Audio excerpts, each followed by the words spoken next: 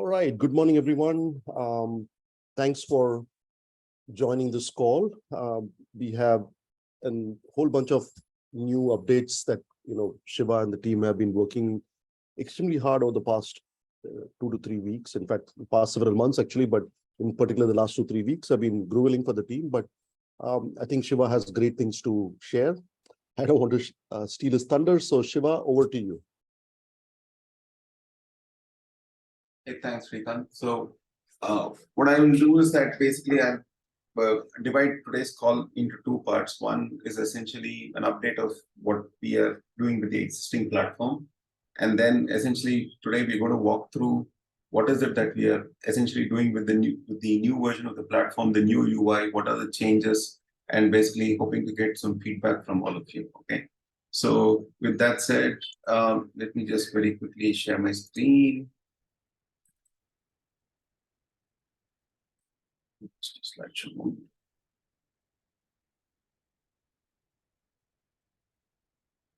So, as I said, starting with basically what are the things that have essentially changed in the last couple of weeks.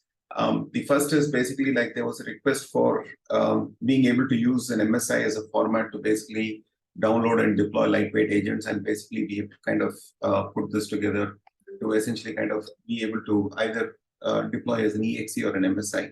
And this essentially is available for you. So in case you have some preference for MSI, as some people do have, because they're using certain tools, you can essentially use the MSI option.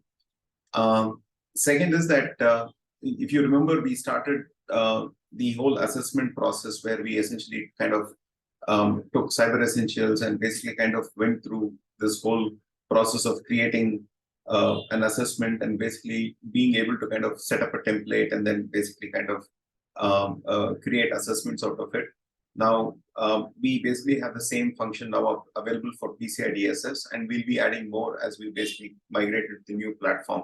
But essentially what this PCI DSS assessment allows you to do is the same thing, which is upload evidence for things that essentially are supposed to be done manually. And for anything that is basically something that we are already aware of in the platform, we will collect the evidence and essentially kind of attach it to the assessment. And in that way, essentially you can complete your PCI DSS assessments from within the platform. So this essentially is the, like you can essentially look at all the PCI DSS assessments, what are the status, and then you can essentially kind of start off on those new assessments whenever you want to. Then we have the ability to update performance management for individual agents in the sense that you can essentially kind of today when you basically updated the number of threads that were basically going on, you basically had the way that you were doing performance management was that you were basically kind of doing it on a global level. So basically you could do it on a per agent level, and now basically this has been added to a per agent level. Which basically takes care of that particular thing.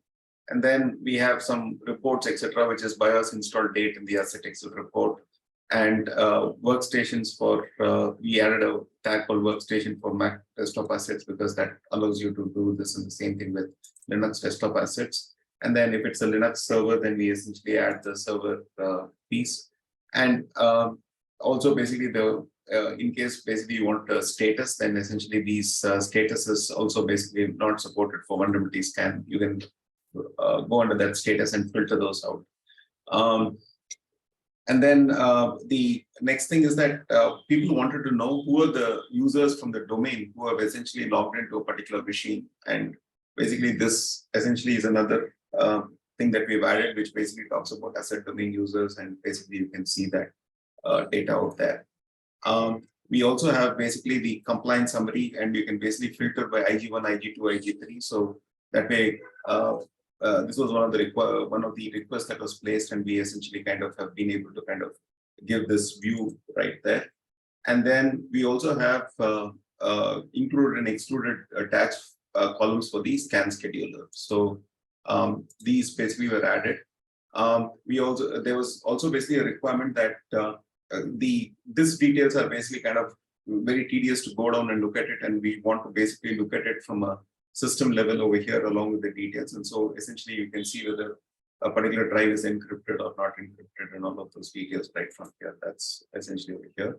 And this is something that I talked about last time, where I basically said that if we are basically getting some assets which we can't basically decipher very much information about, and this basically is probably something that's sitting on the network, we're not able to kind of probe it or get any ports, we're not able to figure out any information, then we essentially kind of mark these IPs as other assets, and we essentially kind of give it a separate location, and that is basically the other assets section that we have essentially added.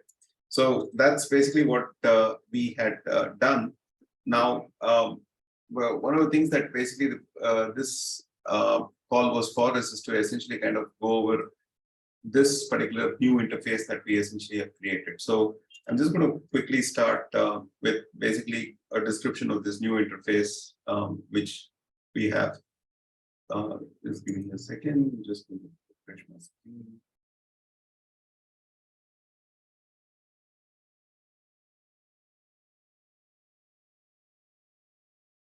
So while that's coming up, Shiva, there is a question from Chris that if we leverage the MSI in a GPU, any feedback on how frequently we might consider updating, replacing the MSI? You want to quickly answer that? We will be deploying the MSI. See, there are two parts, right? Once you deploy an agent, the agent auto updates itself. So that's not dependent on the MSI or the means with which you're basically deploying it. The point is that at any point of time, whatever MSI you pick up, when you download it from the platform, will be the latest MSI based on the agent that is released. So this essentially will not affect anything else in this whole scheme of things. So I think it does not matter like how often the MSI is released, but with every agent release, you will see an MSI release. And if you basically are pointing to the latest version of the MSI, you just use the download link, which is the latest download link.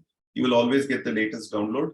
And once it's installed, even if you basically used an older MSI version to install your agent, once the agent is installed and it comes up, it basically will look at it, look at the server, see that it needs to upgrade, and will auto upgrade. So not an issue with that.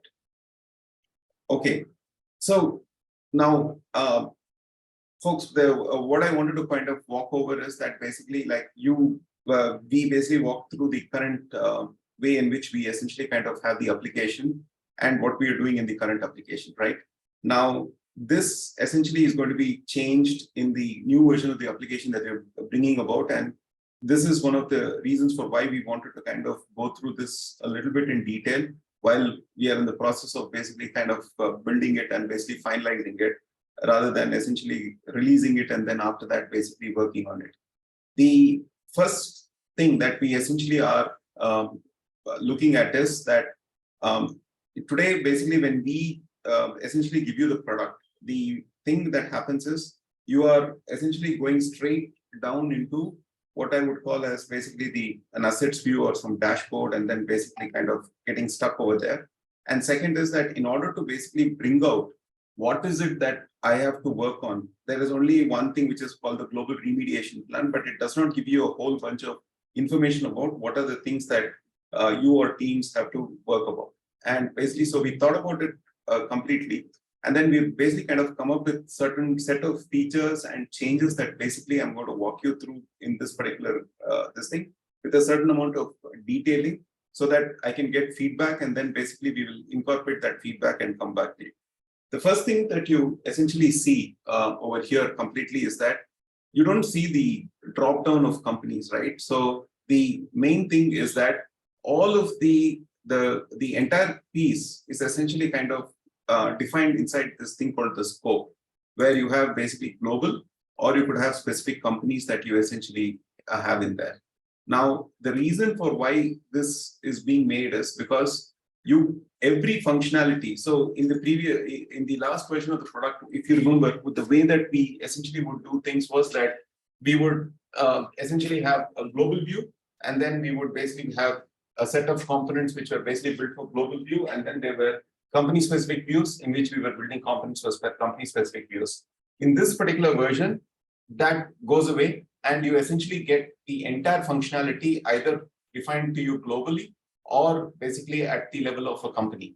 And this way, what happens is, again, be very clear, role-based access control plays a big role in this. So essentially, if you have access to only a specific set of companies, you can only see, even in your global view, you can see only data for those companies. So that's how it works. And here is basically what we start with, right? So the first thing that we essentially come and talk about is what we call as a punch card. So this essentially is a term that we've seen a lot of people use, which saying that give me a punch card, so basically I can go about fixing up the issues.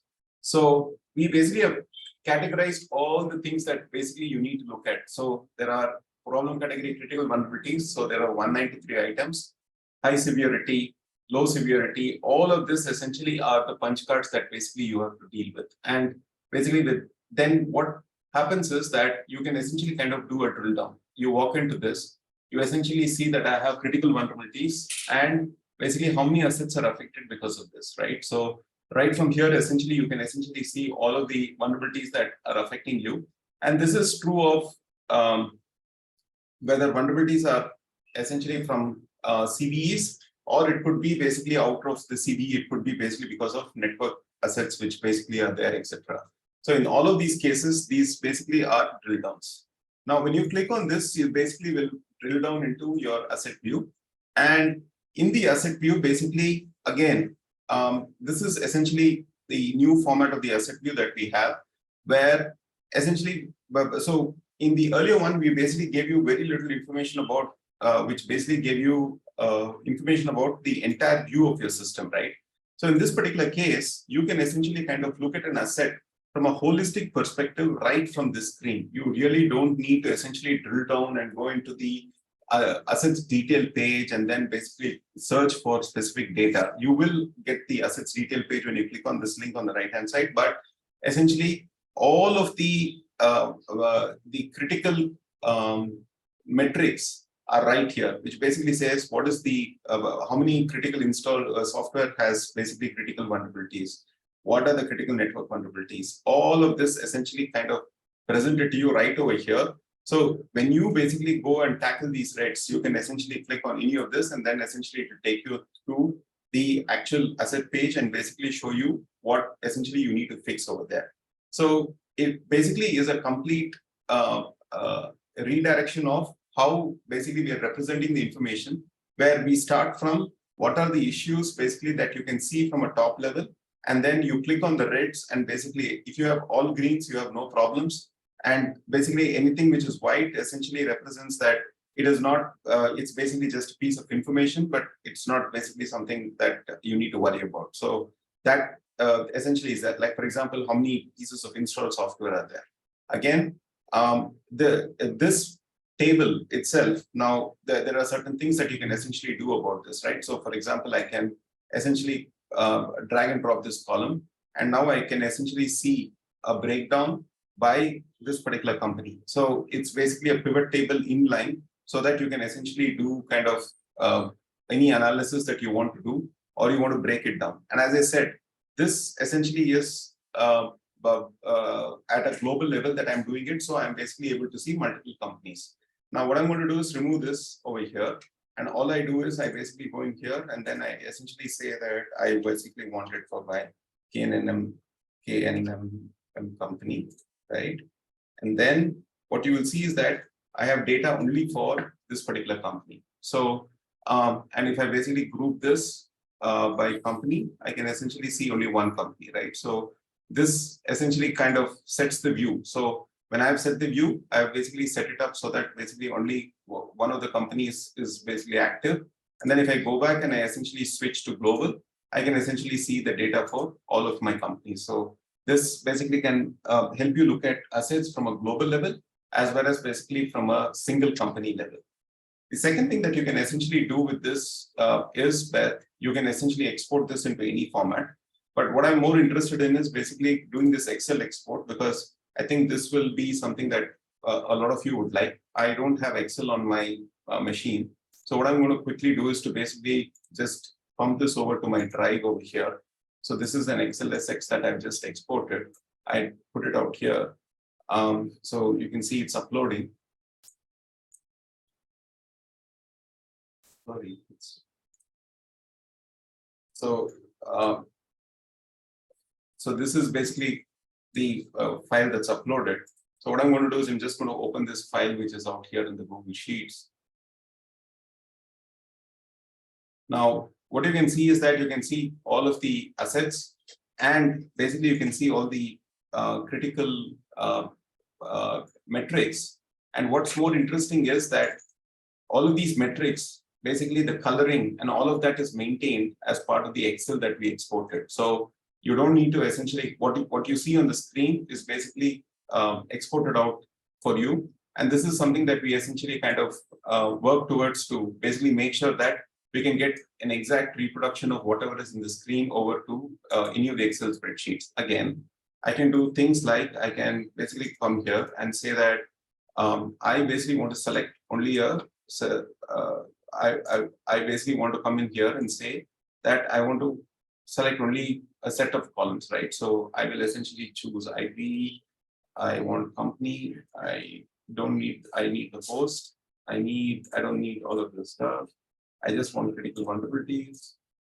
I just switch off everything else.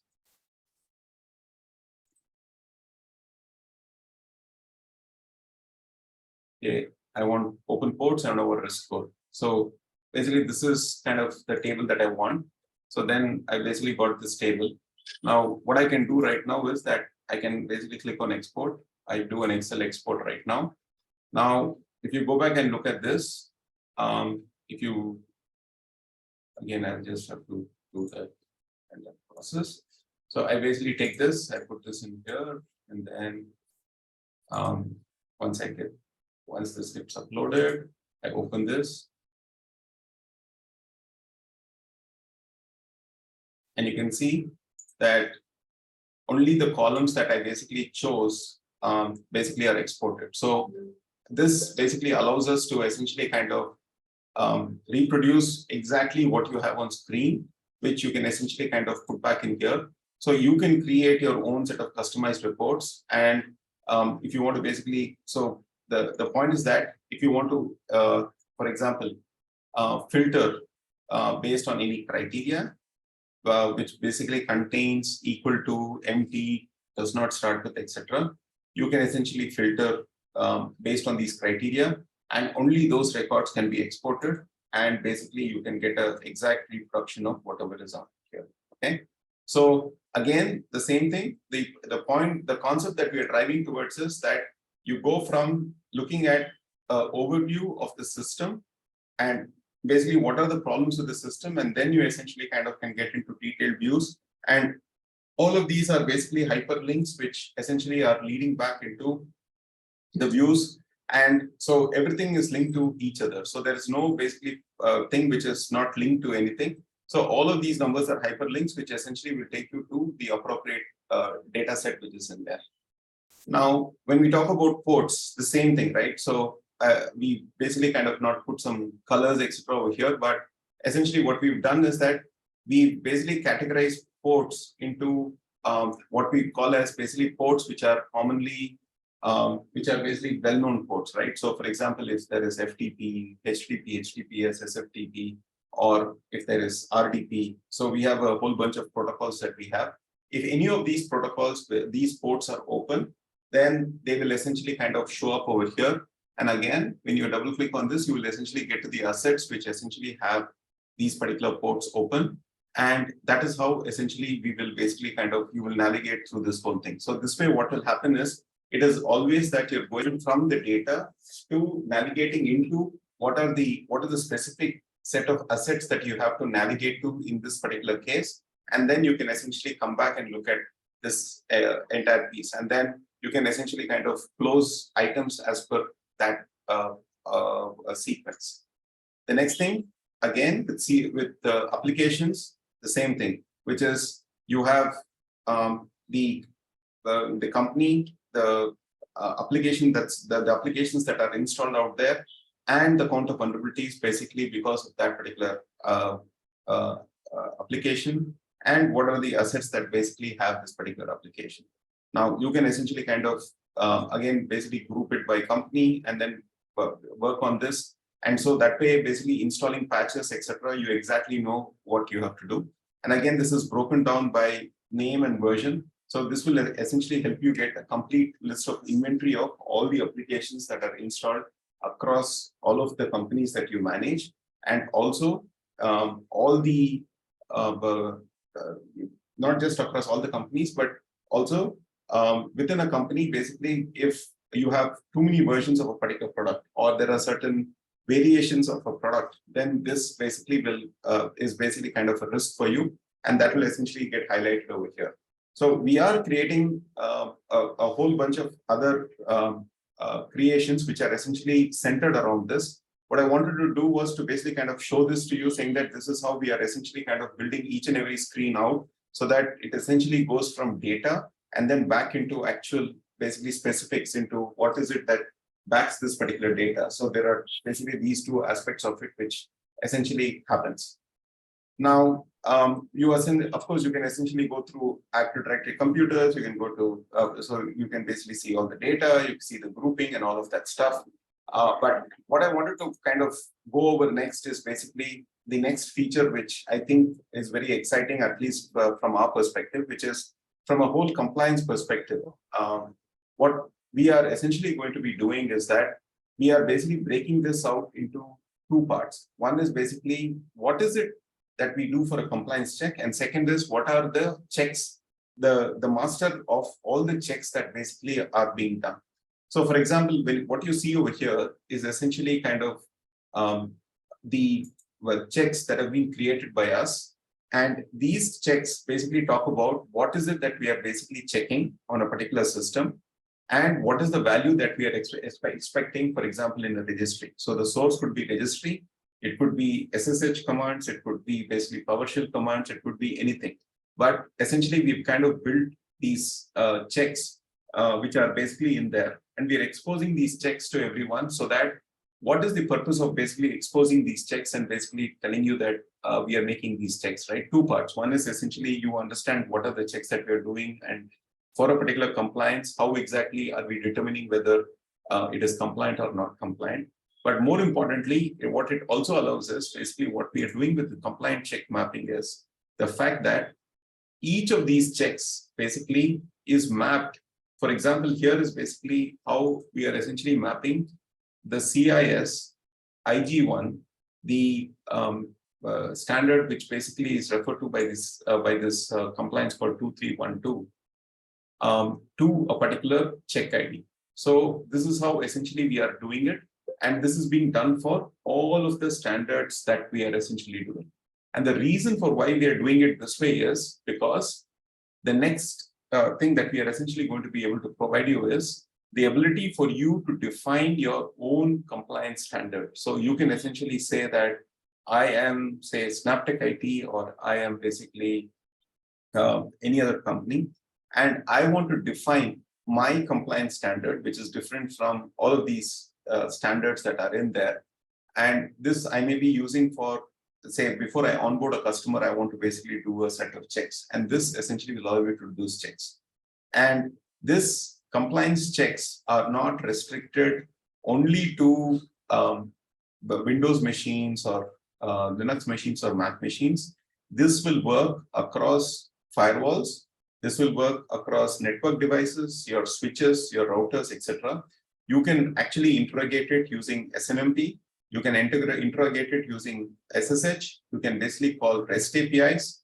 And any of these, basically, when you call, you can essentially say what is the expected value. You can check values in JSON. You can check values directly. All of that essentially is part of this particular framework. So that way, what happens is that you can essentially define a standard for any Sophos device you're taking over, or any Fortinet device you're taking over. And that way you essentially know what is the level of compliance that basically, where you can create your own baseline standard for your compliance, and whether the thing that you're taking over is matching that compliance mapping. So that's essentially what we are doing from a compliance perspective. So this is basically the second biggest change that we are doing. And basically this is what we are bringing out to the forefront as we go forward. Now, the third thing is basically the piece that a lot of you are interested in, which is essentially the entire concept of reporting and how reporting is essentially going to be done going forward, right? So this is basically the new report designer. And this report designer basically is right now basically is a little complicated, but we will essentially make this simpler and simpler as we go down. So I hope you guys understand that when we start doing something, then as usual, with an engineering mindset, it becomes difficult to kind of make it very simple, and then we start dumbing it down. So this, for example, is a report that I just created. But what I'm going to do right now is to essentially kind of go through a process of kind of say, for example, I want to create a new report, right? So, but before that, let me show you some examples of the reports that we could create. So this is a very simple report that I created, which contains asset name and IP and count of critical vulnerabilities, which I could pull from the API. Now, the data that is coming for this is basically coming from the API. So we essentially can look at this. Now, here is something that we essentially pulled from an external API, just putting it together. And then it basically has it basically has groups, and then we can essentially kind of navigate these different groups and basically values in these different groups. So this is basically a kind of a second kind of report that we have.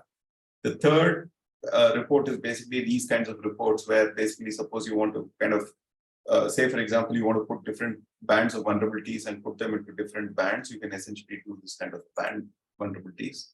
The fourth kind of is basically kind of the normal. We took an invoice from somewhere and basically put it in here and basically trying to reproduce it. The most important thing was basically this report. So essentially the ability to do drill downs in basically this reports. So you can essentially kind of have drill downs in these reports. You can essentially create any kind of drill down. So whatever we did in the UI, we essentially can do with drill downs over here. So that's essentially this thing. And last but not the least, basically drill throughs, which is essentially like we have, for example, we have vulnerability counts. And essentially, if I want to click on something and then see the trend of the vulnerability counts, then it will essentially bring me back the vulnerability count. So all of that is essentially possible. So this is something that we are working on.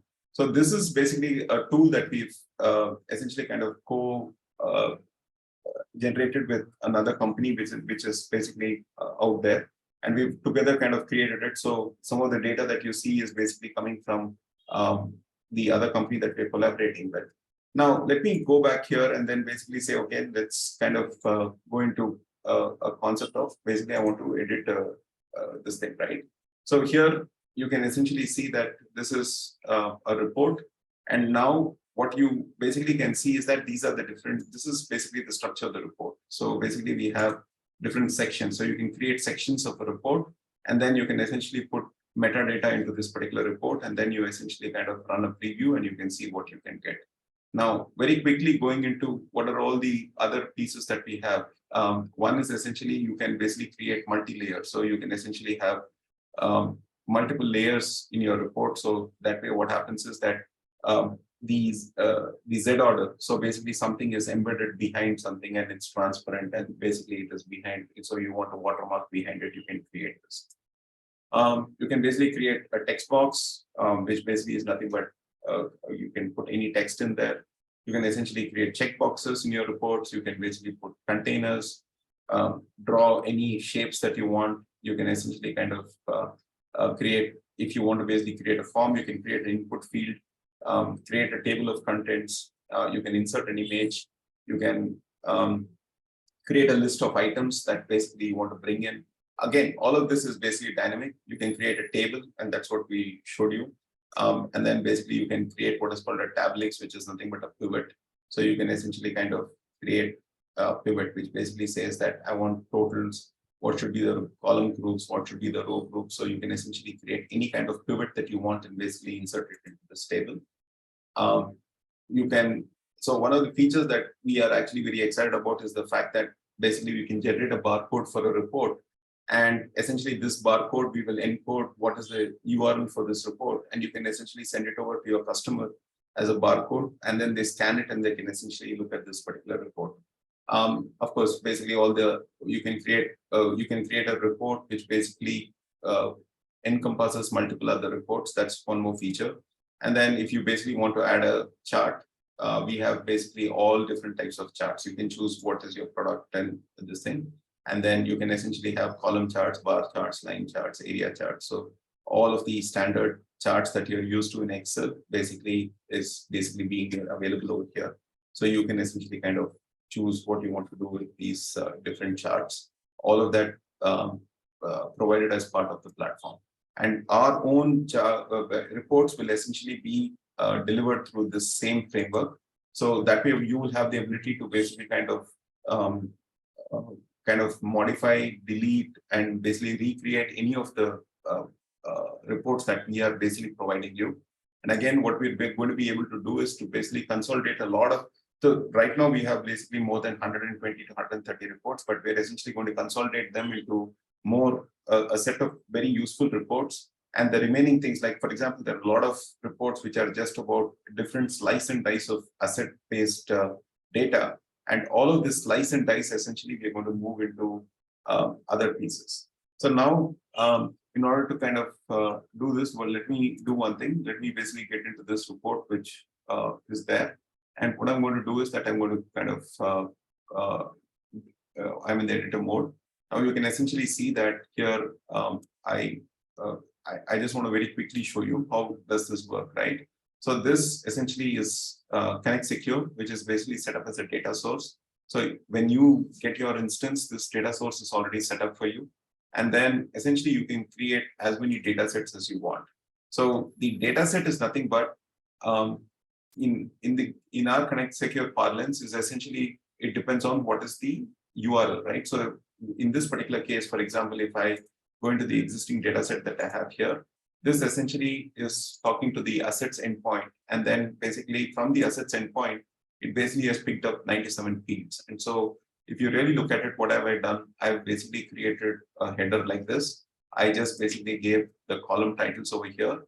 And essentially I have substituted the variables over here, which says what should be the variable over here.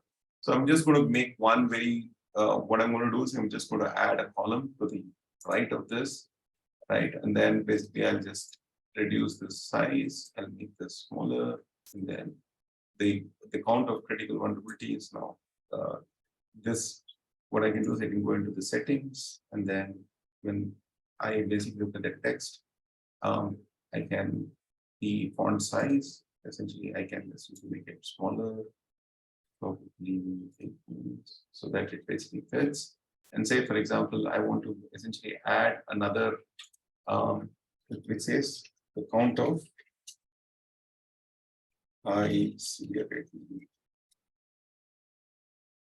okay, I'm just going to add this. Again, since this is bigger, I basically kind of, since this is bigger, I'm just going to kind of change the font size. I'm just going to make it 8 points. And then I just choose this table, then I can kind of extend it a little bit because I want to basically kind of be able to see all the data. And then when I come here, I can basically click in here. And then if you really look at it, I can see all the fields that are basically coming here. So I just basically, I'm going to say high severity. And so here I can see that there are certain statistics. So I can essentially say that, okay, I want high vulnerability counts. Okay. And now I'm done.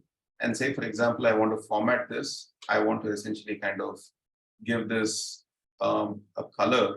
And basically, I want to say, for example, that I gave red, and this is going to be, say, blue. Okay, save this. Now, I basically have made this change. I save this change. I do a preview.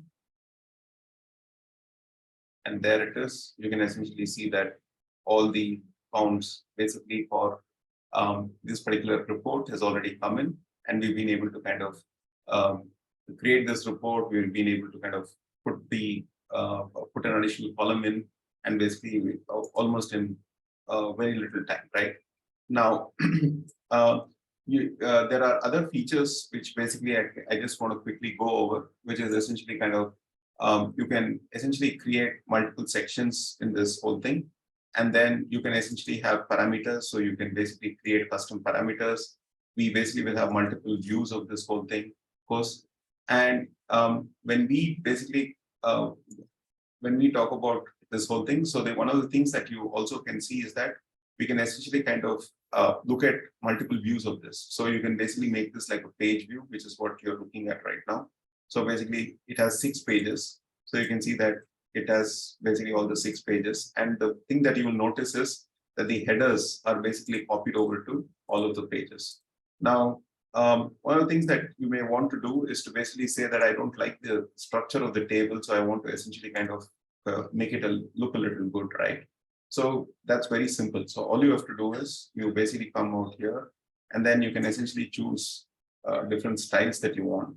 So say, for example, I put this style, or say accent 1 or accent 2. So it basically just changes a few this thing. Third, I can essentially, right now I have a transparent background. So I can essentially choose to have a very light background for the entire table.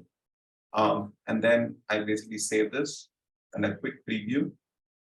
Here it is. I already have basically a table with all of the changes that I've done. Same thing with essentially graphs or anything that we want to do. We can basically, we just add it into this. So, and we can add static images, or basically images can be parameterized. So we can essentially put things like logo for your company, etc. All of these are parameterized. And in addition to that, you can also basically over here also filter items. So you can essentially say you want, if any of this is true or all of this is true, only then basically I want to basically show these items. That essentially is also basically being in there. So one of the things that if you were there in the last meeting that we had, when we basically talked about how we wanted to present this, and I presented a fluid UI, one of the things that I know that I'm missing, but basically we are working on it, when we probably will get it by the end of next week, is essentially the ability to switch on and switch off the specific sections for a specific customer. And that will essentially be available basically very soon on this platform. But otherwise, basically this particular feature allows you to essentially kind of create any reports, do any sort of customization that you want. And essentially kind of, so I can change, for example, this to be 20 pixels. And basically I change the color to say,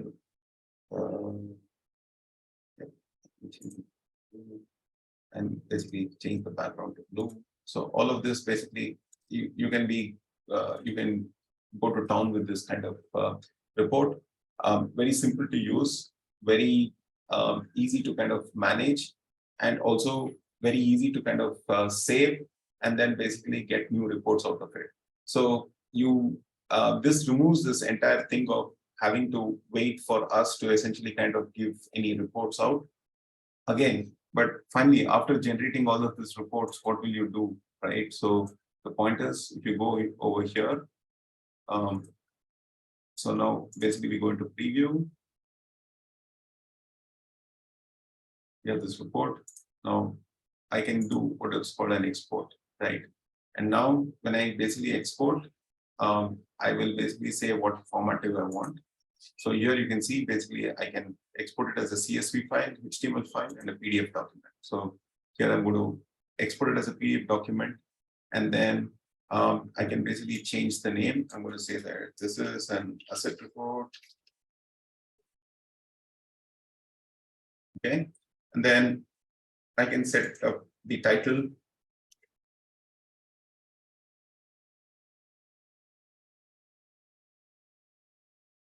Author is unnamed.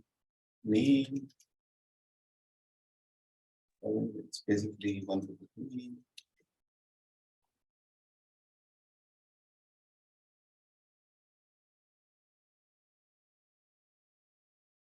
Right, and I can set up a password. So in case you're sending it out to a customer, you can set up a password, and then you can set up whether people can copy it, modify it, annotating it, content, all of this stuff. These are standard, basically PDF controls that are in there. And then basically I click on export, right? So it exports, and now basically once it's exported, it basically comes into my downloads. I can essentially go here and I see this asset report.pdf. Open the asset report.pdf. You can see that It's an exact replica of what we have basically. So this basically allows you to create.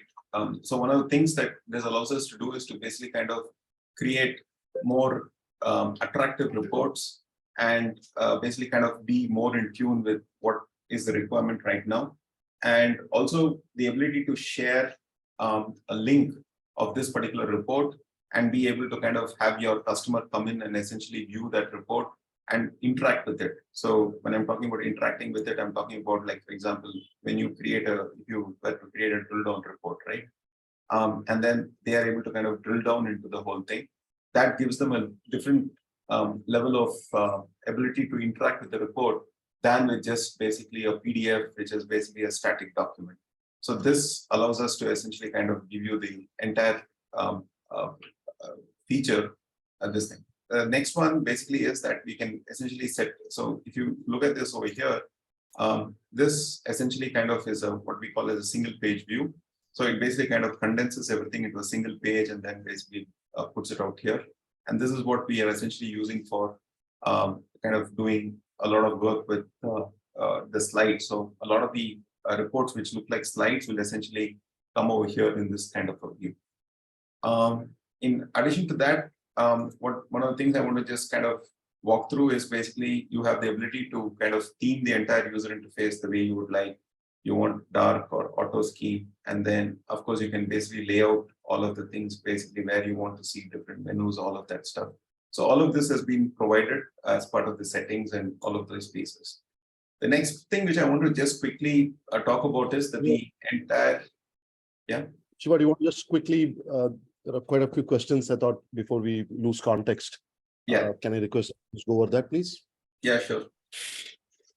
So I think the few ones, can we have custom views from Sean? Yes. For the column? Yeah. You can basically create any view and save it as your own custom view. Awesome. James has a question. Can you have multiple columns to be filtered at once? Yes. Multiple columns. So it's what we've done is we've taken whatever is there in Excel filtering, whatever you can do with Excel filtering, you can do here. Okay, again, Sean has another question. Can the vertical tiles be wrapped to view horizontal? Vertical tiles, I didn't get that. Yeah, same here. Sean, can I request that you just elaborate it or come up and explain? Would be very good.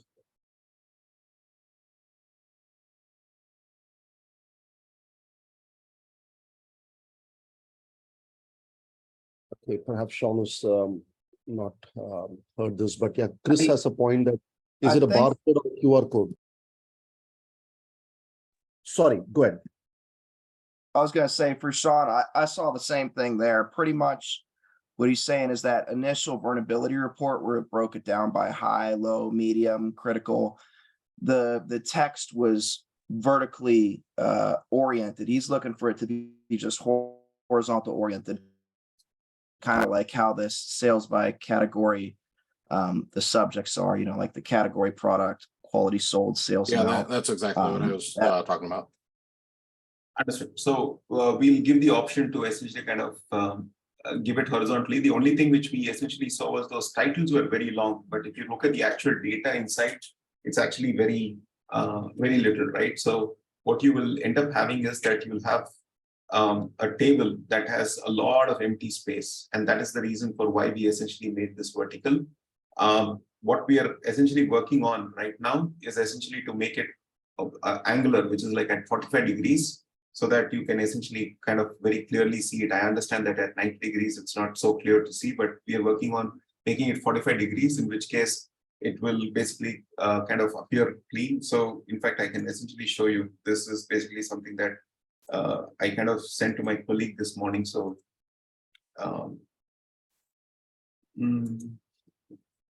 so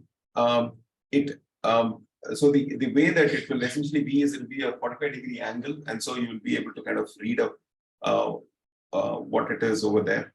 And we will essentially also provide the ability for you to say that I want it as a flat structure. So that's something that we'll give it as an option.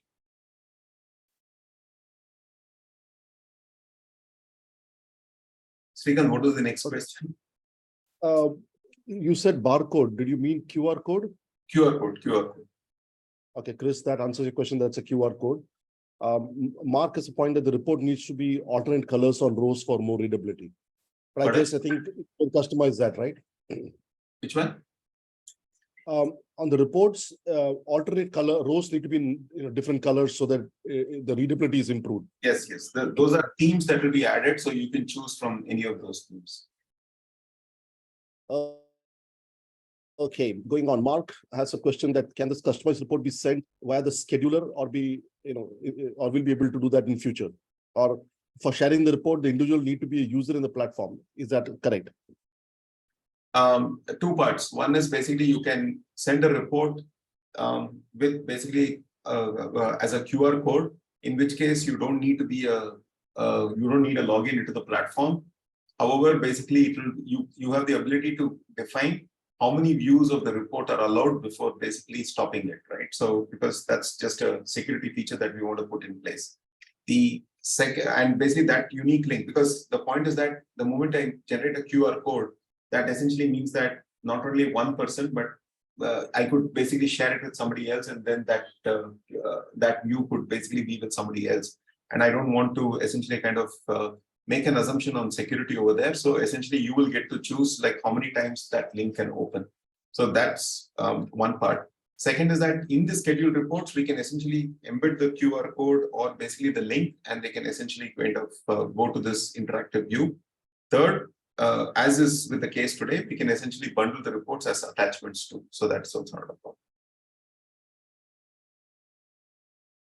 Okay, Tim has another point. Will the legacy reports continue, because he's already using it to send more than 30 different reports to more than 50 customers. So you want to make sure that that will continue. We are not removing anything. All of the stuff that exists in the current platform will continue to exist in the new platform. There is nothing which will be removed, but we are basically making better things so that you can use better reports to essentially report to your customers. But if you're already basically, whatever is in your legacy will continue to be honored over here. Okay. A few other questions, Mark, on the custom view. When you have a custom view, can you share it with others or make it a default view for a customer? So I think, yeah, we can certainly share with others. We just discussed that it can be done through QR code and.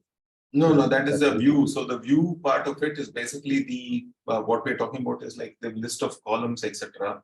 I think honestly, Mark, we did not think about this, and I think this is a good feature, which is you define basically that these are the columns that I want my customer to see, and basically so when they log in, they can only see those columns. So we'll work on this. I'm not promising it for the end of this month, but basically I think that's a good feature to have. So I'll keep that as basically something that we have to look at. Okay. Can additional data sources be added to custom reporting outside of the Connect Secure JSON? The point is that that is something that I wanted to ask the team. If you basically think it's valuable, we can absolutely add it, because I can basically show you here, right? So I can essentially add any data source. So like for example, here I've basically added the Northwind database. You can essentially kind of have a remote JSON, and that's basically you can define an endpoint. So we've actually kind of integrated with other endpoints and basically brought back data from that endpoint. So it's basically something that we as a team have to decide whether you want to be able to do this, because if we allow you to do this, then essentially a lot of data can come in from those systems, and we just don't, and those pieces of data will reside within these reports on these systems. So we need to just understand whether you're okay with that data coming and residing in these reports. Of course, it's not going to basically sit in any of our databases, etc., but it's going to be part of those reports. And if you're okay with it, then we can essentially open it up for other data sources that you want to add.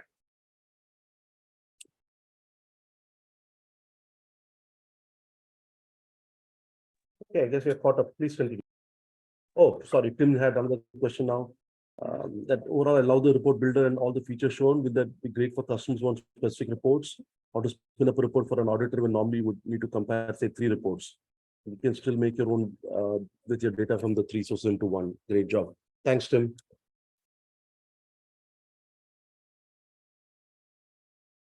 Perfect. So, okay. So the other thing was basically, of course, in reports itself, you have basically themes and basically all of the stuff that you can do, dark green and all of that stuff. And we are creating more themes as we basically go forward.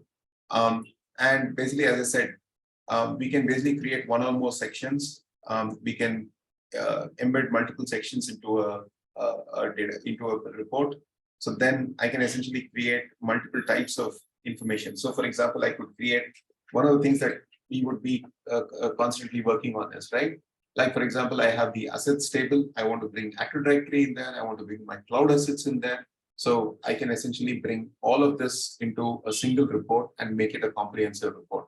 So that essentially is done through adding these sections and basically designing these individual sections so that you can essentially create one consolidated report and basically have one table of contents on top of it, which essentially is used to navigate basically when you essentially kind of export this report. So this is essentially kind of how this entire reporting feature basically works. And as I said, you can essentially kind of set up a whole bunch of parameters. We've kind of, by the way, we can essentially create a 2-column layout also. So I can come in here and basically create 2 columns of data. So I can basically say Active Directory users on the left-hand side and Active Directory computers on the right-hand side. So all of that we can basically, you can play around with. So it allows us to create, like you can create 4 widgets within a particular report.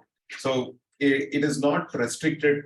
One of the things that we essentially worked on along with the other team is to essentially make sure that there are no restrictions in terms of how and how we make this whole thing work, so that we don't have any such problems or any of these this thing.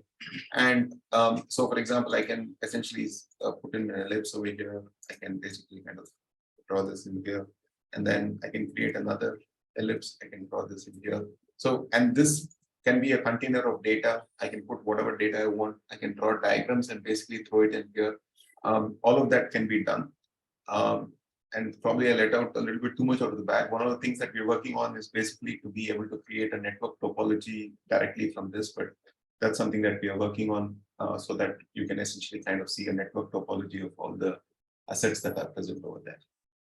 So this essentially is kind of a pre-teaser of what we basically have created right now in terms of a concept and basically how the next platform is going to basically be coming to you. There are going to be a few more changes. Like I know that, for example, these spaces that are there are unnecessary spaces. And one final thing which I basically wanted to kind of bring to everyone's notice. One of the things that we are doing right now is that all of these settings, right? So one of the things that we've seen with the older version is like people struggle with the settings, right? Because you go to the settings, where is this and where is that, etc.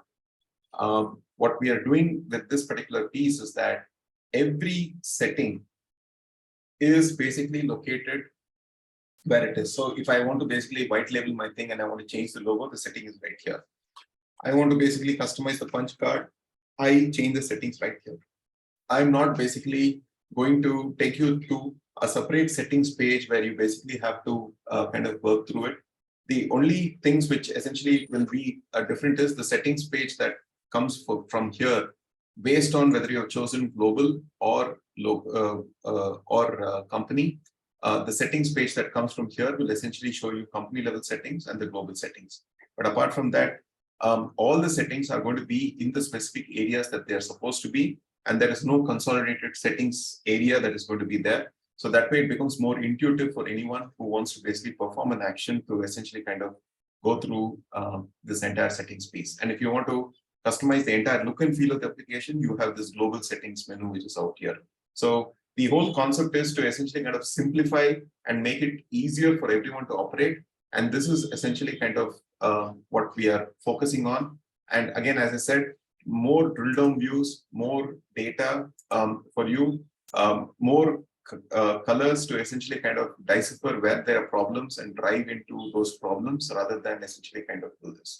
So today, what we've dealt with is basically what we call as the read portion of the entire product. What we're going to be covering next week is basically what I'm calling the write portion of the entire product, which is, okay, I found a vulnerability. What am I supposed to do after that, right? Now, the entire automation that we are basically putting in place to essentially kind of remediate all of these pieces, and how you can do that with a single click is basically going to be the subject of what we're going to do next week.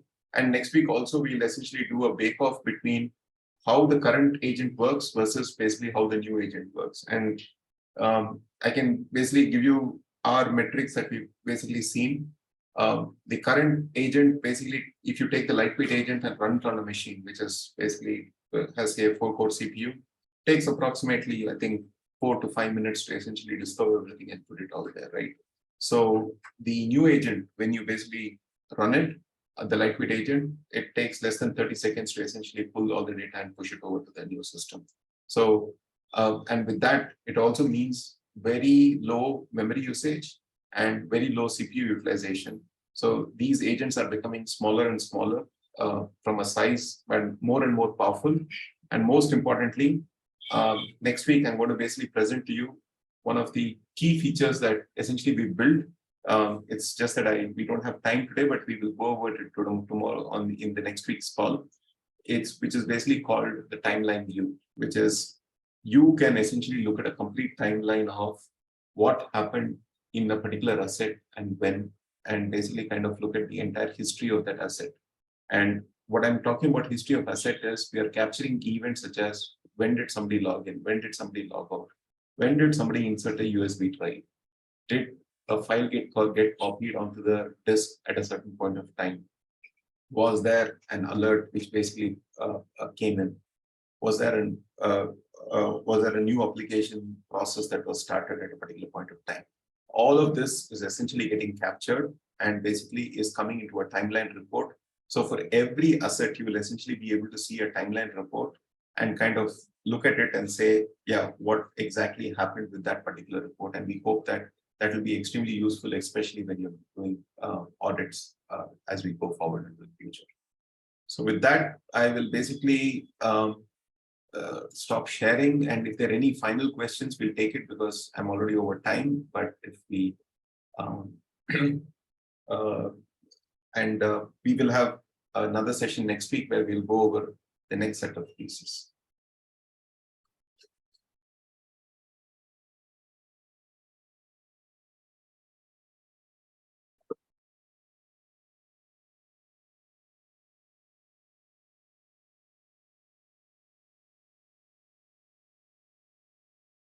So Sarah, yes, we will basically have dashboards. I will actually demonstrate multiple dashboards next week and basically kind of put this together. But there are two aspects to this, right? One is the dashboard. I mean, as you said perfectly, right, which is basically from a sales point of view, that is essentially a very good tool. So essentially you will have the dashboards. There's nothing we're removing from the dashboards, but more importantly, this is essentially what we are doing in order for the people, the MSPs, to basically act upon the data, because the sales part of it we get, and that's something that I will cover next week. But the other pieces, which is when a technician gets something, when a technician comes into the platform, how does he operate and how does he basically prioritize his work, is what basically we're basically dealing with today.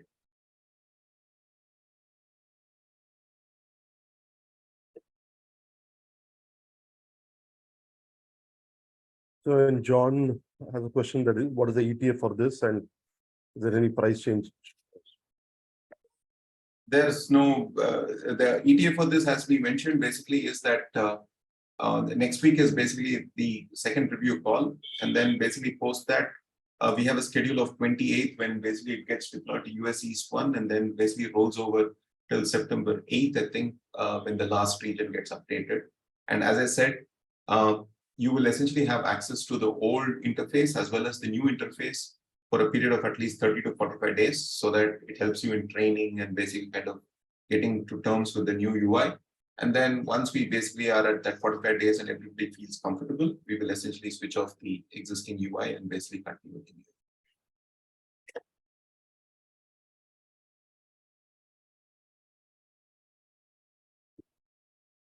All right, so if there's nothing else, thank you everyone for taking the time out. Your feedback as always, is what keeps us going, and hopefully we'll have the best cybersecurity product for MSPs. So thanks. Have a great rest of the day. Thank you.